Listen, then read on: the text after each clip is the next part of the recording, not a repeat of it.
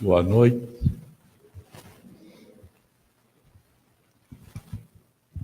Que a paz do Cristo seja a paz dos nossos corações. O anjo da morte entrara belo e puro, e ostentando na mão um facho aceso, falou meu coração triste e surpreso: pobre amigo, é a ti mesmo que procuro.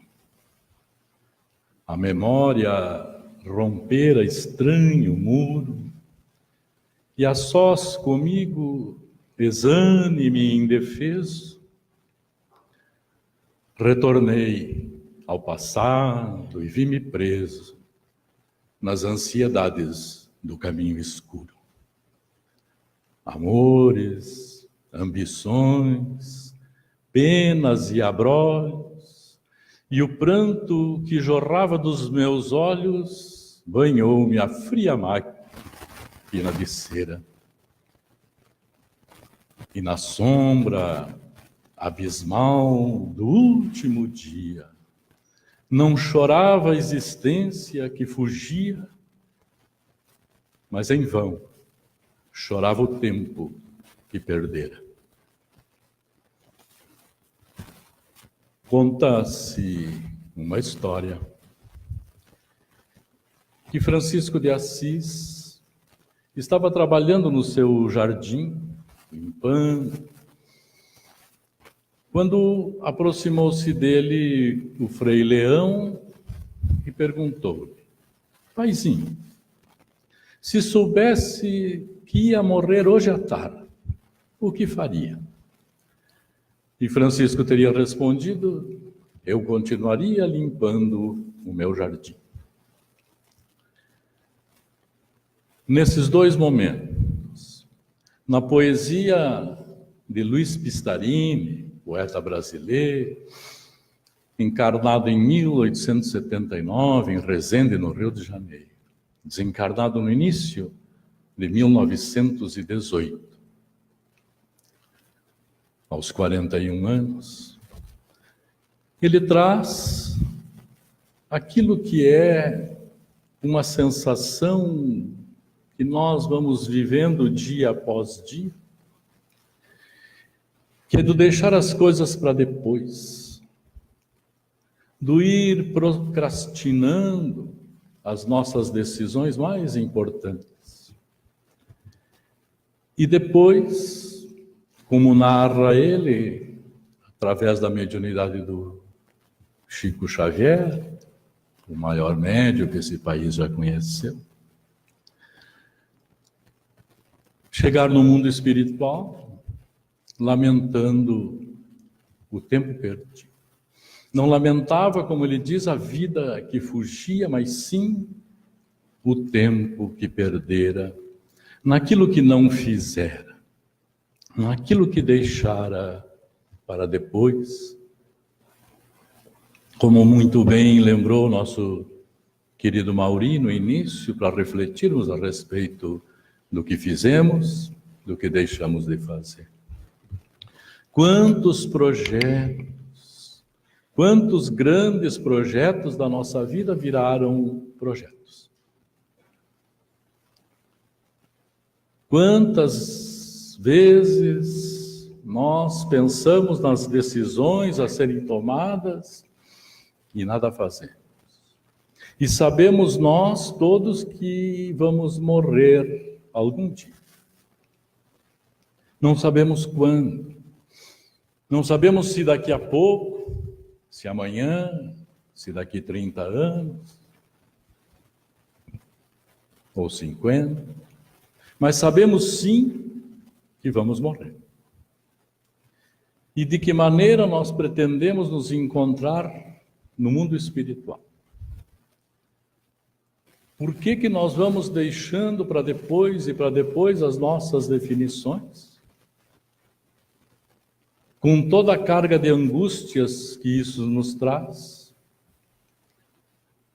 para projetar a vida posterior, cheia de arrependimentos, de remorsos.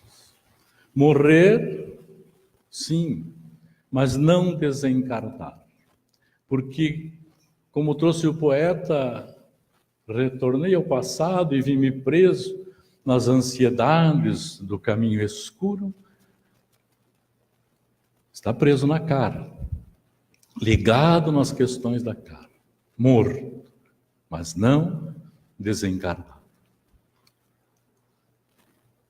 Fazendo um adendo à nossa reflexão, este hábito da procrastinação, que é uma enfermidade, uma síndrome, estudada pela medicina, inclusive, a síndrome da procrastinação. Ela também traz para nós, se refletirmos bem, a certeza que todos nós temos no íntimo do ser, que somos espíritos imortais reencarnados. Só saber que nós estamos numa nova oportunidade reencarnatória, que outras virão, justifica o fato de irmos deixando para depois. Nós sabemos que vamos voltar e que vamos ter outras oportunidades. Então não nos decidimos, não nos encorajamos a resolver as questões. Porque se nós fôssemos materialistas, se acreditássemos que a vida iniciou no berço e vai terminar no túmulo, nós teríamos que dar solução aos nossos problemas. Às vezes, solução não tão éticas ou morais, porque vamos morrer amanhã ou depois mesmo e tudo termina, mas não ficaríamos postergando. Postergando não é bem a verdade, postergar é deixar para trás. Procrastinar é que empurra para frente. Se a nossa crença fosse céu e inferno, quem de nós acredita que iria para o céu? De ser consciente. Se nós temos dúvida, nós podemos ver se existe algum parâmetro para fazer essa medição de quem vai para o céu, de quem não vai. E no Evangelho de Mateus, no capítulo 5, no verso 21 e 22, Jesus falou, Mateus escreveu, dizendo: ouviste o que foi dito aos antigos, aquele que matar será réu do juízo. Eu, porém, vos digo que aquele que se encolerizar sem motivo contra seu irmão será réu do juízo. Aquele que disser ao seu irmão raca será réu do sinédrio. E aquele que disser louco será réu do fogo do inferno. Então vejamos que o parâmetro é altíssimo. Quem de nós se enquadra nesse parâmetro que Cristo colocou? Então não creio que nós tenhamos expectativas de morrer amanhã ou depois e ir para o céu. E se nós ainda carregássemos a crença de que vale arrepender-se no último momento, talvez nós não tenhamos a oportunidade de arrependermos e a morte chegue de forma repentina. Então a única explicação que nos sobra é que nós sabemos que somos espíritos imortais, reencarnando. Porém, com este hábito, nós vamos atrasando o nosso progresso. E o nosso ciclo nas reencarnações, com dificuldade, com sofrimento, com agruras a vencer, se vai estendendo, eternizando. E assim, por este hábito, é que quando nós chegamos nesse período de final de ano, onde é mais ostensiva esta passagem do tempo, onde a mudança fica mais clara e chama mais atenção, nós somos levados às nossas reflexões, a examinar o que nós fizemos, o que nós não fizemos, tomar decisões novas, ano novo, vida nova. Vida nova? Fazendo as mesmas coisas, vamos alcançar resultados diferentes? E nessa ansiedade da mudança, quantos ainda nos envolvemos com questões de superstição? É uma época que se tem tanta imaginação para que a sorte venha para nós, para que os problemas se resolvam. Alguns nos envolvemos assim naquele tom de brincadeira, para participar junto com os outros. Mas lá no fundo tem aquele princípio do eu não acredito nas bruxas, mas que elas existem, existem. E quem sabe, de repente, eu acerto na medida e Deus, ou Jesus, ou o meu anjo protetor, resolve todos os meus problemas. Vira o ano e eu sou uma pessoa diferente. A pessoa que eu sonhava ser. Num átimo. Com o único esforço de ter usado a roupa certa na virada do ano, comido a comida certa na quantidade certa, ou carregado a semente correta, de forma exata. E quem sabe ainda se sou mais contemplado pela felicidade, pular as ondas em número exato, que trazem a sorte para cada um. Mas quantos de nós não nos envolvemos com estas questões, destes atavismos que viemos trazendo, mas fazemos outras classes de negociação? Quantos ainda vamos ao nosso templo religioso, fisicamente, sem entronizar as lições que lá nos são passadas, sem transformar em oficina para as nossas vidas, mas na expectativa de que sejamos contemplados para a solução dos nossos problemas. Praticamos o bem e ficamos pensando, por que se eu faço bem, se eu sou uma boa pessoa, por que me acontecem as coisas difíceis, as coisas ruins? É uma negociação com Deus, com o Pai, com os bons espíritos, que nem sempre nos percebemos disso. Mas é importante avaliar os propósitos que nos levam nas ações que nós tomamos. Às vezes o movimento em busca da prática do bem, da caridade, é uma forma de fugir de nós, da análise sobre nós, e esperar que as nossas dificuldades se resolvam por conta dos benfeitores que nos veem a alegria ou a generosidade e vão nos premiar por isso. Mas se refletirmos bem e imaginarmos que Deus ou os bons espíritos pudessem decidir sobre a nossa vida a partir destes parâmetros, será que seriam realmente dignos de fé e de confiança? Se tivesse estas particularidades para definir sobre a vida de cada um de nós. Na história de Francisco de Assis, ele mostra o outro lado. Embora muitos de nós, quantos de nós nos identificamos com a poesia do Luiz Pistarí, e raros de nós nos identificamos com a história de São Francisco. Mas ele mostra o lado da serenidade, o lado daquele que também acredita firmemente na sequência da vida, mas não para deixar para depois. Aquele que cumpriu com as suas tarefas, com os seus deveres, que realizou o que tinha que ser realizado e está tranquilo. E quando essa vida termina e vem a vida nova, então vamos para as novas tarefas e não recapitular o que deixamos atrás.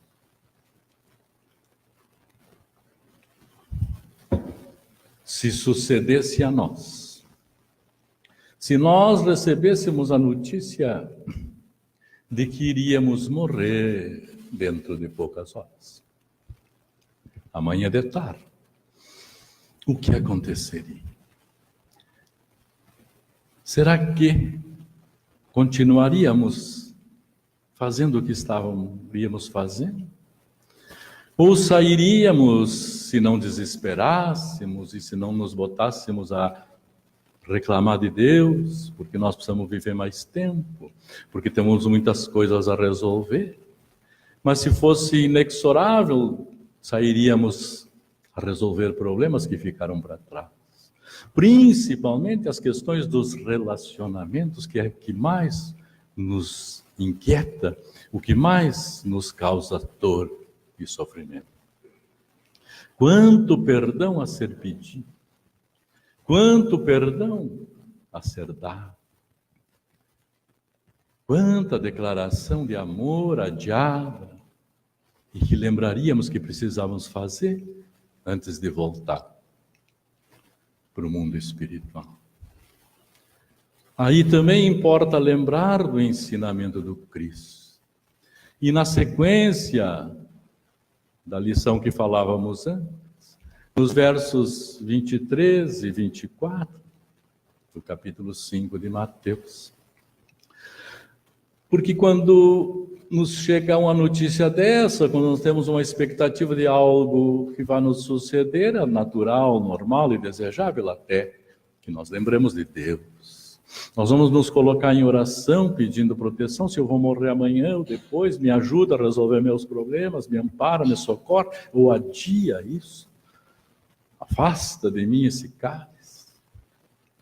Mas importa lembrar que Jesus dizia lá, se fores fazer a tua oferta, chegando no altar, e lembrar que teu irmão tem algo contra ti, deixa ali a tua oferta e vai conciliar com o teu irmão. E depois volta para fazer a tua oferta. Então, se nós estamos oferecendo naquele momento o nosso arrependimento, se nós estamos pedindo as bênçãos e as graças, mas o irmão tem algo contra nós, e veja que o Cristo não disse, tu veja se você tem razão, se foi ele que começou, se ele que provocou, não. Ele disse, vai e concilia com o teu irmão. Vai lá e pede perdão para ele, para o que você possa ter feito, que tenha levado a ele a tomar uma atitude que você se desgostou e se magoou. Principalmente nós espíritas haveremos de saber que se há alguma animosidade, alguma energia contrária, que se não é desta vida, é das outras. Então, se nós pedimos perdão, não erraremos. E mesmo que nós nos entendamos com toda razão, vai fazer um bem muito grande. E também decidirmos se o que importa é ter razão ou ser feliz. É uma escolha. Esse ano, 2018, que tem amanhã seu último dia, tem uma particularidade interessante. Claro que ela já aconteceu incontáveis vezes, mas não sei se nós trouxemos para a nossa reflexão esta ocorrência. Amanhã, o último dia do ano que traz essas expectativas que nós já falamos, é segunda-feira. O dia mais execrado da semana. O dia mais amaldiçoado da semana, que é outra enfermidade que existe, é a síndrome da segunda-feira. Que começa lá pela metade do domingo, incomodar pela região gástrica, vai subindo, e vai gerando uma ansiedade, uma angústia, que não se sabe por quê. E há pesquisas que diziam que domingo à noite é o dia que mais se vende ansiolíticos e calmantes. E o que significa esta segunda-feira se não são as nossas dificuldades de ajuste com a nossa vida? E se não significa que nós estamos postergando alguma decisão, porque se a vida não está confortável, não está bem, nós necessitamos resolver estas questões. Mas vamos deixando para frente. Se é algo que nós podemos resolver, E a segunda-feira remete mais às questões materiais mesmo. É o meu trabalho que não é adequado. É o meu chefe que eu não consigo entender com ele. Eu preciso tomar uma decisão, resolver a minha vida. Se é uma condição que não tenho como resolver, se estou preso ali, é necessário que eu entenda que é uma necessidade evolutiva que eu estou enfrentando, e eu preciso então da resignação, que é a aceitação do coração, e trabalhar em mim para que eu não viva de segunda em segunda, angustiado, nervoso, enfermo das emoções. Então amanhã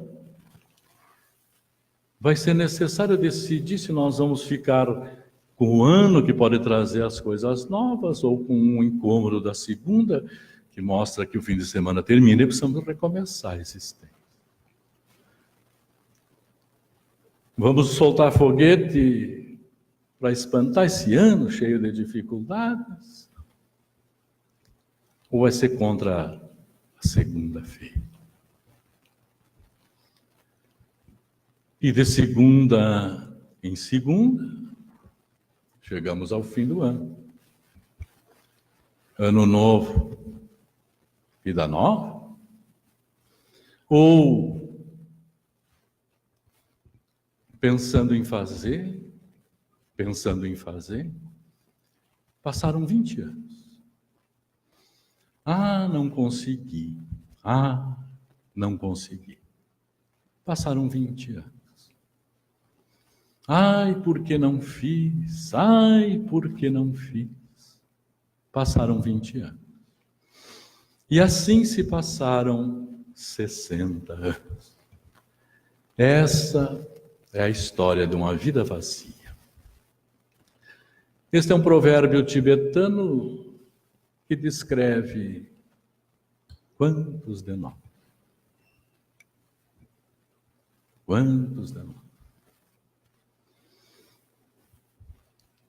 Mas o que seria necessário que nós fizéssemos?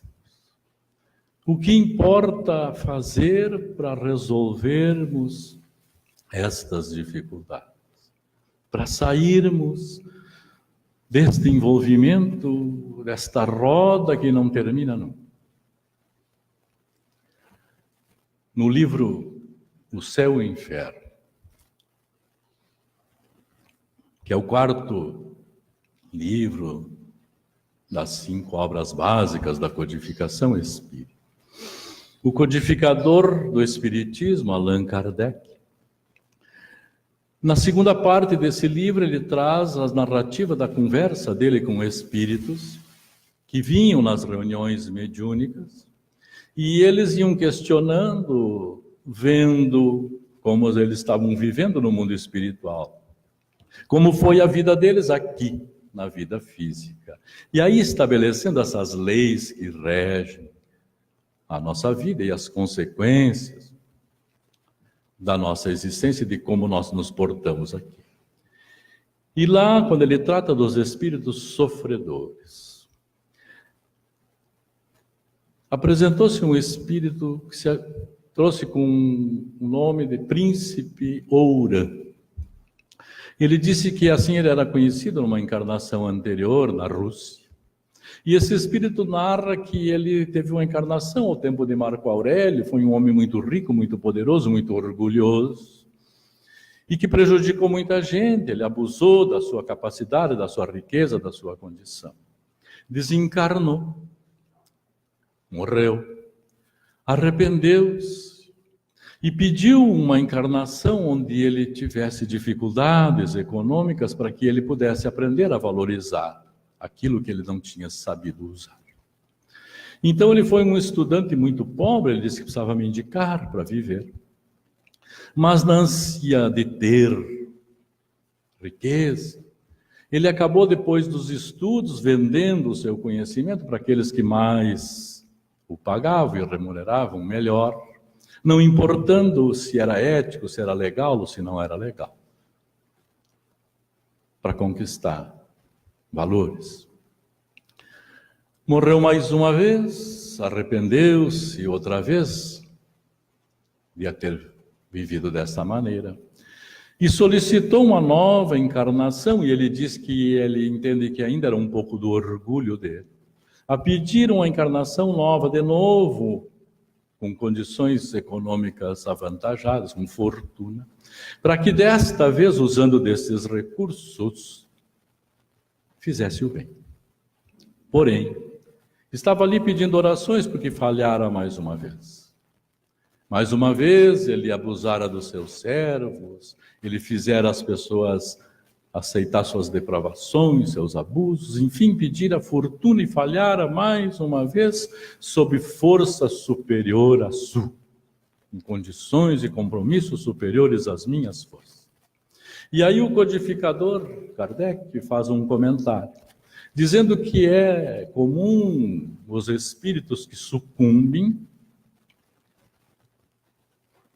alegarem compromissos maior que as suas forças. Mas que Deus não dá nada que não se possa suportar. Que isto ainda é um resquício do orgulho, de uma forma de justificar-se e de não aceitar as suas fraquezas. Deus não pede os frutos para a árvore nascente, os mesmos frutos do tronco já desenvolvido.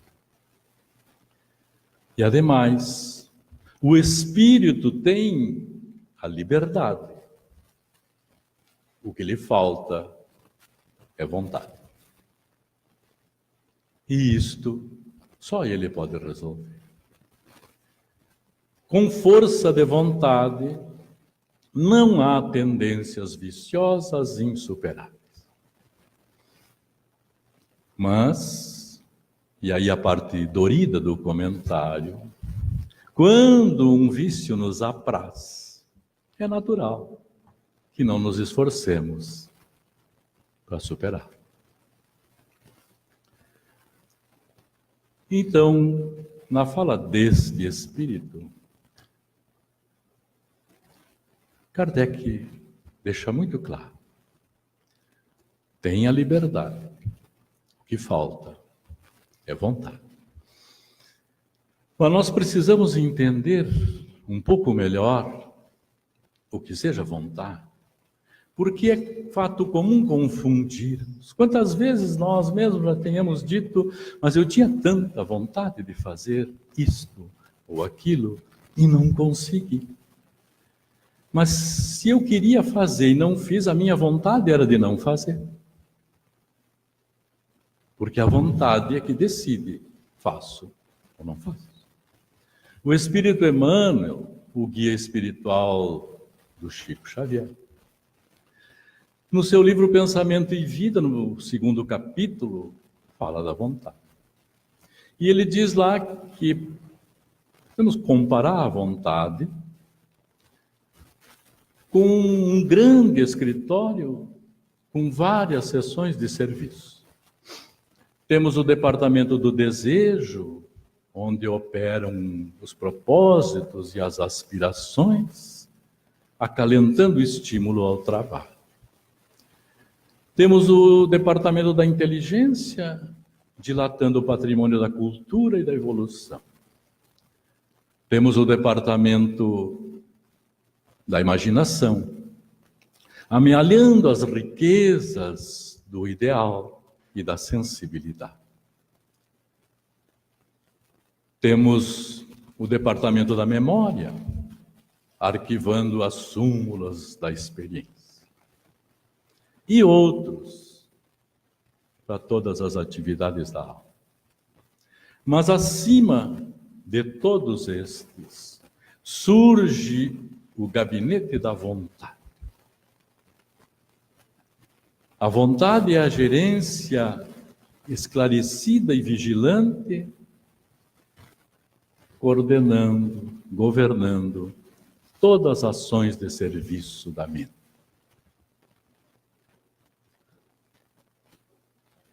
A providência divina concedeu-a como auréola luminosa a razão. Depois da viagem trabalhosa e multimilenária do ser pelas províncias obscuras do instinto. Na vontade, nós temos o poderoso botão que decide a inércia ou o movimento da máquina. Então, quando o codificador diz que o que falta é vontade, nós precisamos começar a compreender melhor, como Emmanuel nos ajuda a fazer, o que seja a vontade.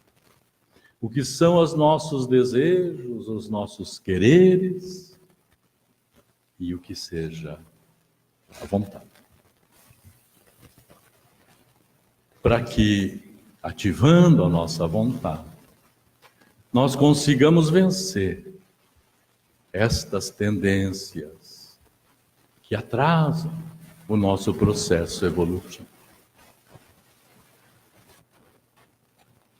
Na parte terceira do Livro dos Espíritos, das leis morais, o codificador está conversando com os espíritos neste primeiro capítulo que trata do bem e do mal. E na questão 645, ele pergunta então, quando o homem se encontra, de certo modo, mergulhado na atmosfera do vício, o mal não lhe será um arrastamento quase que irresistível? Se o meu ambiente não me favorece, será que o mal é um arrastamento quase irresistível? Arrastamento, sim. Irresistível, não. Porquanto, mesmo no ambiente do vício, com grandes virtudes por vezes te deparas. São espíritos que tiveram a força de resistir e receberam ao mesmo tempo a missão de servirem de bons exemplos aos seus semelhantes. Arrastamento, sim.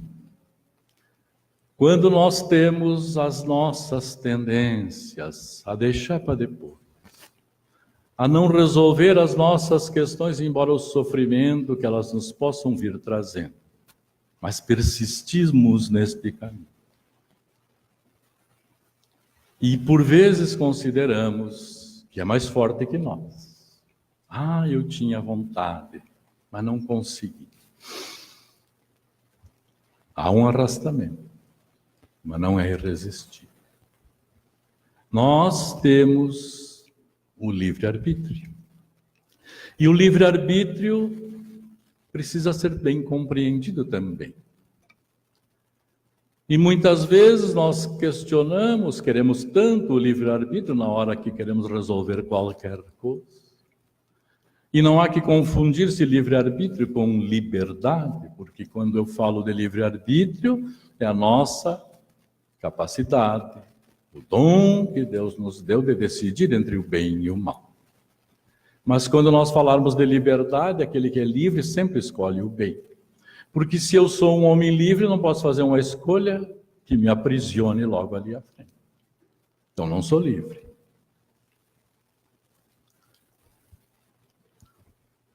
E essas tendências, por vezes, nós podemos pensar que nos prejudicam o livre-arbítrio. Mas o codificador, Kardec, não deixaria de perguntar isso aos espíritos para que eles elucidassem e nos trouxessem uma resposta que clareia a nossa reflexão. Então, ainda nas leis morais, ainda na parte terceira do Livro dos Espíritos, mas agora no capítulo 10, tratando da lei de liberdade. O tema, o livre-arbítrio. Na questão 845.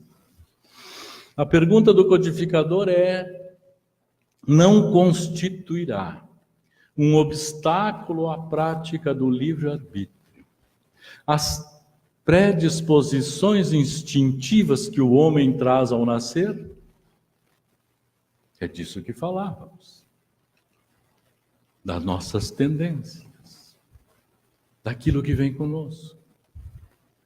E os espíritos vão responder que as predisposições instintivas são as do espírito antes de reencarnar. Significando que todas as nossas aquisições de outros tempos, das vidas anteriores que vêm conosco, o que é bom para ser melhorado, para aprimorar, o que não é bom para ser vencido. É a hora, é o momento. Então, quando surgem essas tendências, elas não surgem para nos prejudicar a prática do livre-arbítrio, o exercício. Surgem para que nós as superemos, empregando a vontade. Então, dizem os espíritos, que são as tendências, as predisposições do espírito antes de encarnar.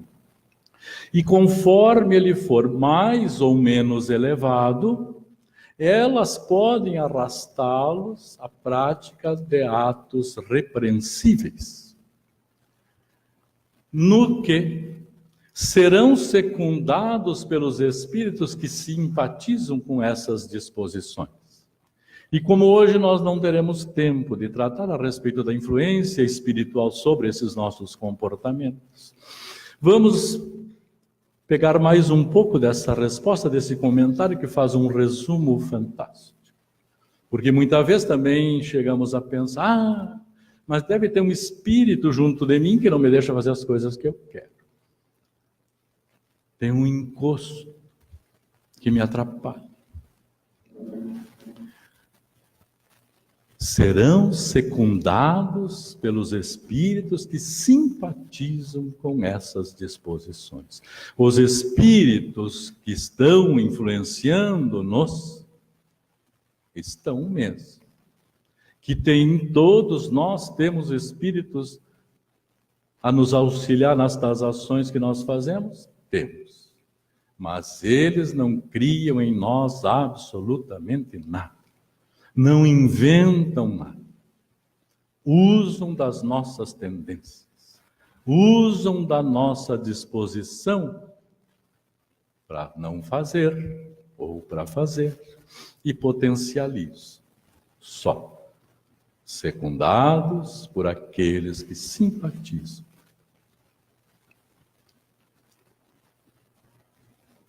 Porém, ademais, não há arrastamento irresistível. Quando se tem vontade de resistir. Lembrai-vos, querer é poder. Esta a resposta dos espíritos na questão 845 sobre o livre-arbítrio. Lembrai-vos, querer é poder. Queremos realmente, e vejamos, voltamos a refletir a respeito da confusão feita muitas vezes. Eu queria muito, eu tinha muita vontade. Não. Se eu tivesse vontade, eu fazia. A vontade faz aquilo que eu fiz. Se fiz a vontade, era fazer. Se não fiz a vontade, era não fazer. E a frustração chega. E o ano novo chega. E o outro ano. E o outro ano. No fechamento da parte terceira do Livro dos Espíritos, da perfeição moral, o 12º capítulo da parte terceira, quando Kardec está tratando do tema das paixões, Então ele vai perguntar aos espíritos na questão 909, poderá o homem, sempre pelos seus esforços, vencer as suas más inclinações? Sim. E, frequentemente, fazendo esforços muito insignificantes. O que lhes falta é vontade. Ah, quão poucos de vós fazem esforços.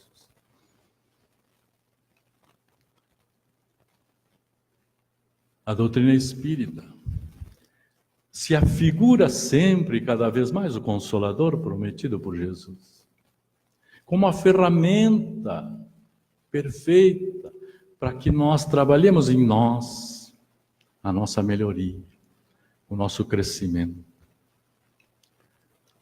a nossa evolução moral, que é para isso que nós estamos aqui, encarnados.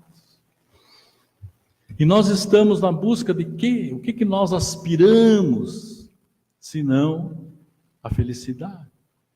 Quem de nós não quer encontrar felicidade, a paz? Mas quantos ainda cremos que é muito difícil, que todos os problemas que temos nesse planeta em que nós estamos encarnados, é difícil ser feliz, alcançar a felicidade, é tanta dificuldade, é tanto problema, e é verdade, é assim mesmo. Mas para mostrar que a doutrina é esta ferramenta, Kardec vai além. Ele vai na quarta parte do Livro dos Espíritos, Esperanças e Consolações. Ele vai conversar no seu primeiro capítulo com os Espíritos a respeito da felicidade e infelicidade relativas aqui na Terra. No capítulo que é nas provas, nos gozos e nos tormentos terrenos, daqui. E ele pergunta então se é possível, questão 920, ao homem ser completamente feliz na terra. Não, pois que a vida foi-lhe dada como prova e expiação. Mas depende dele a suavização dos seus males para ser tão feliz quanto pode ser na terra. Então há, sim, um quantum de felicidade que nós podemos ter aqui neste planeta. Mas depende de nós, como dizem os Espíritos, suavizar os nossos males. E suavizar os males, com certeza absoluta, não é deixar para depois, é resolver, é atacar e resolver. Se é com outro, se é com o irmão, se é com a irmã, se é comigo mesmo, com carinho, com abnegação, se é com Deus, é só ter confiança em Deus. É só olhar a vida e ver que Deus nunca se engana. E para comprovar que a doutrina espírita é esta ferramenta, como falamos antes, para ficar cada vez mais claro que ela dá a solução para as nossas dificuldades, nós precisamos ir para a questão seguinte, 921. E ali, então, Kardec diz aos espíritos: concebe-se que o homem será feliz na Terra quando a humanidade estiver transformada. Mas, enquanto isso não acontece, haverá alguma felicidade relativa que ele possa conseguir? O homem, nas mais das vezes, é o obreiro da sua própria infelicidade. Praticando a lei de Deus, de muitos males ele se forra. E conquista para si a felicidade tão grande quanto possível na sua existência grosseira. Está falando da carne. Mas uma felicidade tão grande quanto é possível. Então repetem que a felicidade é possível aqui. E falam que nós, na prática da lei de Deus, nós nos forramos de muito sofrimento. E o que é a lei de Deus? Quem de nós saberia dizer assim de inopino? O que é a lei de Deus, queridos? Jesus, quando questionado a respeito de qual o maior mandamento, que ele diz? Amar a Deus sobre todas as coisas. E há um segundo semelhante a esse, amar ao próximo como a si mesmo. Aí está. Isto resume, contém toda a lei e os profetas.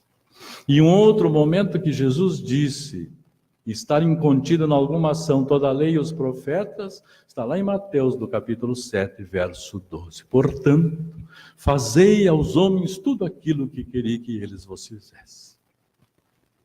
Nisto está contido toda a lei e os profetas. Então, na prática da lei de Deus, no amor ao próximo, do fazer ao outro o que gostaríamos que nos fizesse, nós vamos conquistar toda a felicidade possível aqui na Terra.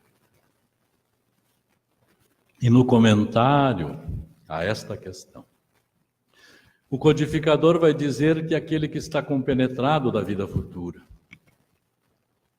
ele considera esse período na Terra como aquele que numa viagem fica numa hospedaria de péssima qualidade, mas que se conforta com as dificuldades porque sabe que essa viagem vai levar a um lugar melhor conforme bem estruturado e bem planejado.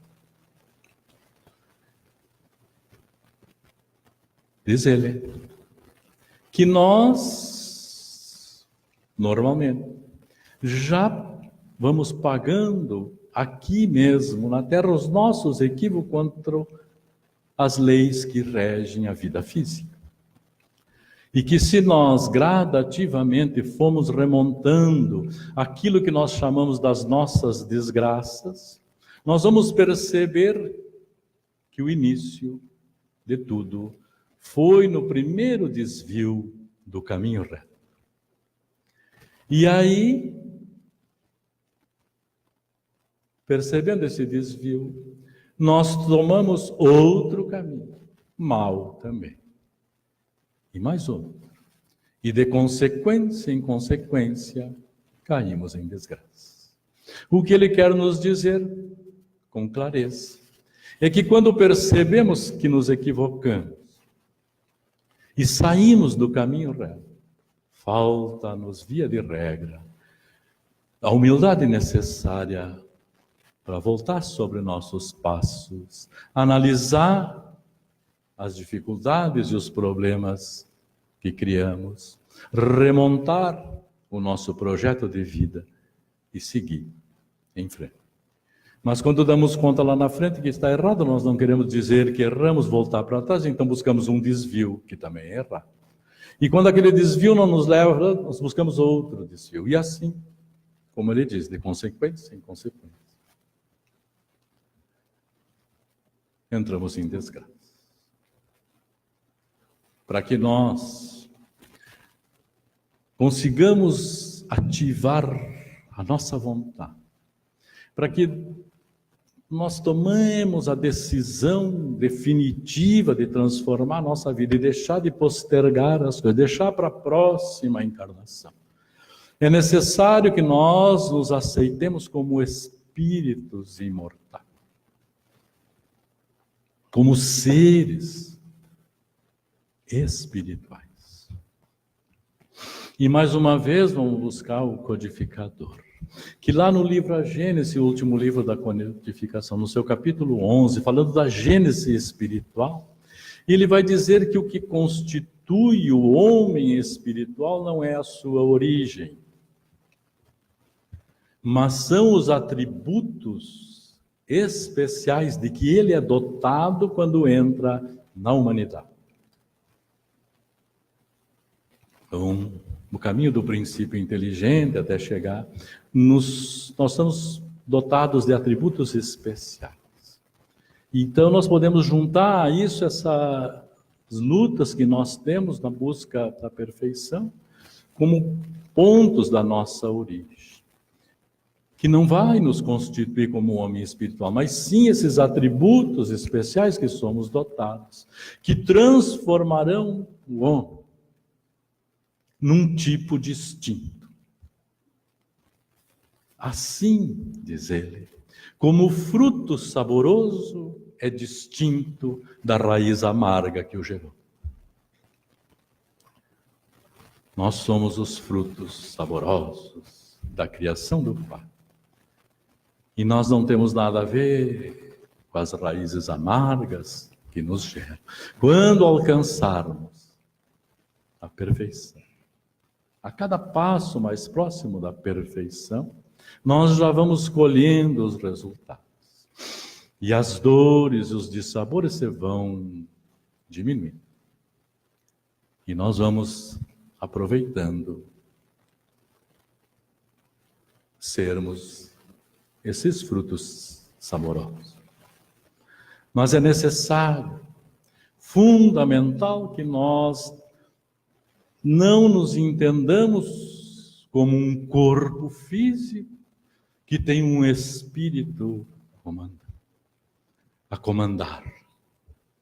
Nós somos sim um espírito habitando temporariamente este corpo físico na busca da evolução, do crescimento, da perfeição moral. E este convencimento é fundamental para que a nossa vontade se ative, que nós olhemos para o futuro e nos enxerguemos como os frutos saborosos do futuro, e não como este corpo. Um dos maiores poetas que esse país teve, Augusto dos Anjos. E ele fala a respeito disso através da mediunidade do Chico Xavier, no livro Parnaso de Além Túmulo.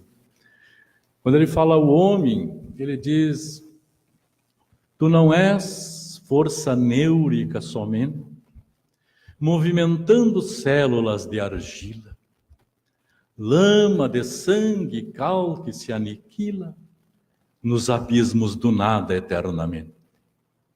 Tu és mais, és muito mais, és a cintila do céu, alma da luz resplandecente, que um mistério implacável e inclemente amortalhou na carne, atra e intranquila. Apesar das verdades fisiológicas, reflexas das ações psicológicas nas células primevas da existência, és um ser imortal e responsável. E tens a liberdade incontestável e as lições da verdade na consciência. Que Deus nos abençoe, nos ampare nesta segunda-feira e no ano que começa. E que nós saibamos, sim, tirar o ponto de interrogação da vida nova e termos um ano novo e uma vida nova. Muita paz para os corações e vamos nos preparar para o momento do passe, acompanhando o nosso querido irmão Pedro na prece.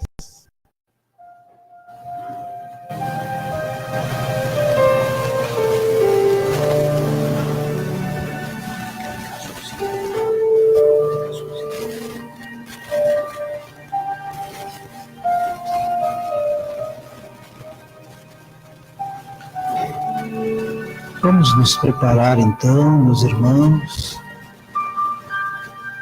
para o momento especial do nosso passe, que é realizado em 2 momentos.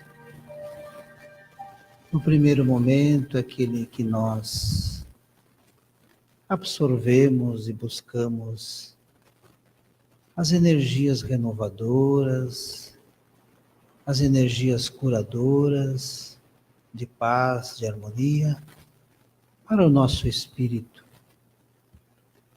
No segundo momento, aquele em que nós dedicamos as energias, a boa vontade, o amor a todos aqueles outros irmãos que convivem conosco. Vamos fazer um pequeno exercício de respiração para relaxar o nosso corpo físico, inspirando o ar pelo nariz, soltando levemente pela boca.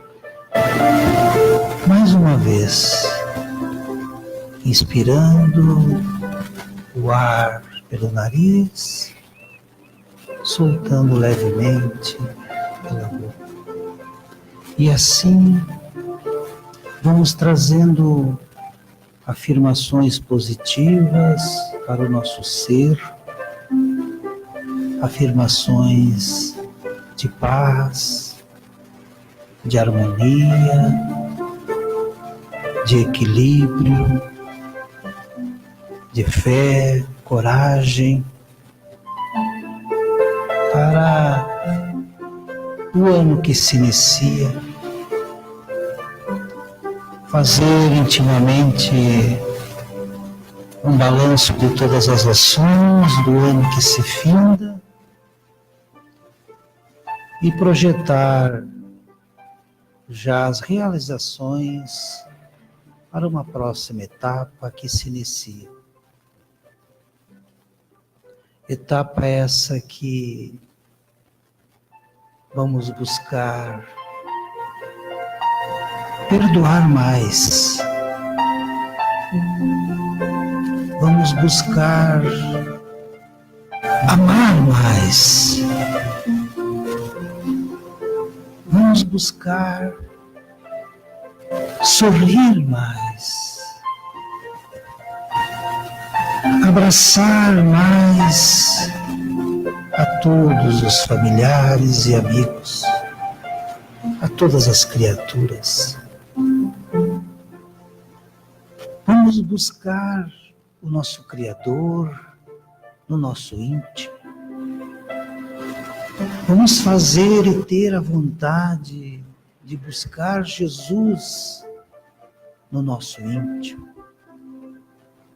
Como ele dizia, onde 2 ou mais estiverem reunidos em meu nome, ali eu estarei. Este é o projeto de Jesus. Este é o projeto deste irmão que esteve conosco e que imprimiu novos rumos na nossa vida a partir da sua chegada neste planeta querido. Este é o presente do nosso Pai Criador, o nosso Mestre Jesus.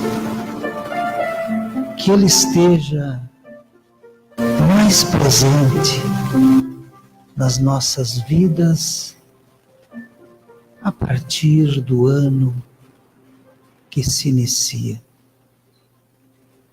Ficamos assim, meus queridos irmãos, em prece, em oração, para o segundo momento do nosso passe.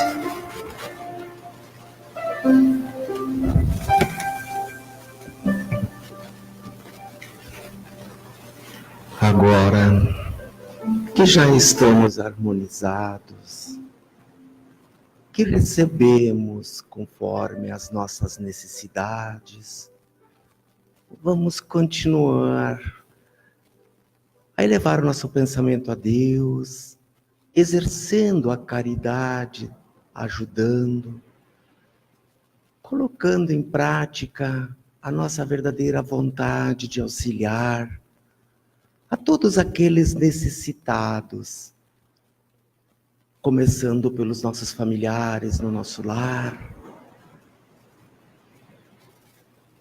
aos nossos colegas de trabalho, a todos os nossos amigos. Ó Pai de amor, Pai de bondade, Também pedimos o auxílio com aqueles que nós não temos tanta afinidade, com que eles recebam também conforme as suas necessidades.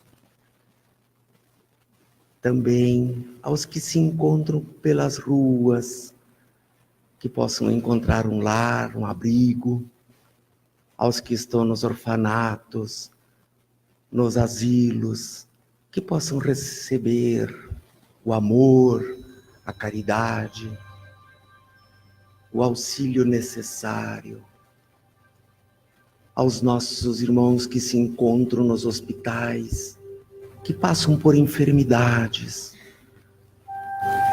Fortalecemos a nossa fé em ajuda, em auxílio, pedindo ao nosso Pai Maior que restabeleça a saúde deles, corporal e espiritual.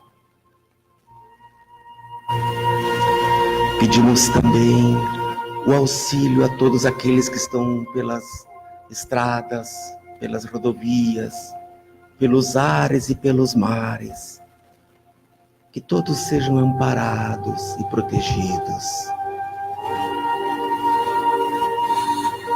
Pedimos também, neste ano que finda e no novo ano que começa, que haja mais paz no mundo, mais solidariedade, mais amor, mais passividade e mais compreensão entre os povos. Menos guerra, menos violência. Que os nossos irmãos que estão no mundo do crime, no vício, nas dependências químicas, que todos possam se restabelecer e retornar ao convívio da família e da sociedade. Pedimos também muita luz, muito amparo ao nosso irmão Garay, que com muita maestria colocou para nós estas lindas exposições para nossa reflexão na noite de hoje, a ele e a todos os seus familiares.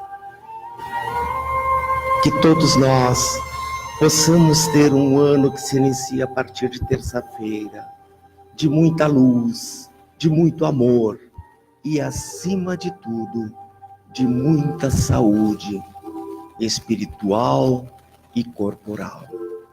Que o amor permaneça no interior de cada um de nós, hoje e sempre, fortalecendo na fé, no amor, sabendo do amparo do nosso guia e mestre, Jesus. Que assim seja.